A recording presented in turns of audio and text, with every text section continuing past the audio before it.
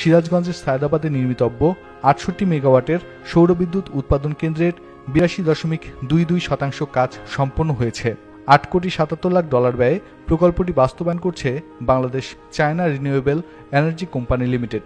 বিদ্যুৎ উৎপাদনে নবায়নযোগ্য জ্বালানির ব্যবহার বাড়ানোর লক্ষ্যে এগিয়ে চলছে প্রকল্পটির নির্মাণ কাজ।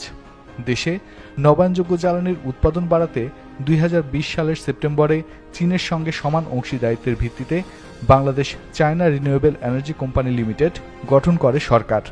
যৌথ অর্থায়নে বিদ্যুৎ কেন্দ্রটির ৫০% মালিকানায় রয়েছে নর্থ ওয়েস্ট পাওয়ার জেনারেশন কোম্পানি লিমিটেড এবং বাকি অর্ধেক মালিকানা China national machinery import and export কর্পোরেশনের।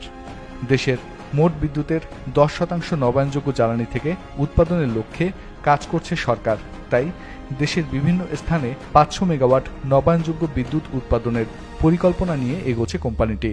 এরই বাস্তবায়নে যমুনা নদীর তীরে ২১৪ একর অকৃষি জমির উপর নির্মিত হচ্ছে প্রকল্পটি। দেশি বিদেশি মোট ৩৫ জন প্রকৌশলী এবং প্রায় ৪০০ জন শ্রমিক দিনরাত পরিশ্রম করে দ্রুত গতিতে এগিয়ে নিচ্ছে প্রকল্পের কাজ। এপ্রিলের মধ্যেই প্রকল্পের কাজ শেষ করে জাতীয় গ্রিডে বিদ্যুৎ সরবরাহ করার প্রত্যাশা ঠিকাদারি প্রতিষ্ঠানের। সিরাজগঞ্জ ২ আসনের সংসদ সদস্য ডক্টর জান্নাত আরা হেনরি বলেন, ৬৮ মেগাওয়াটের সৌরবিদ্যুৎ প্রকল্পটি দেশে নবায়নযোগ্য জ্বালানি উৎপাদন বাড়াতেই নিয়েছে সরকার।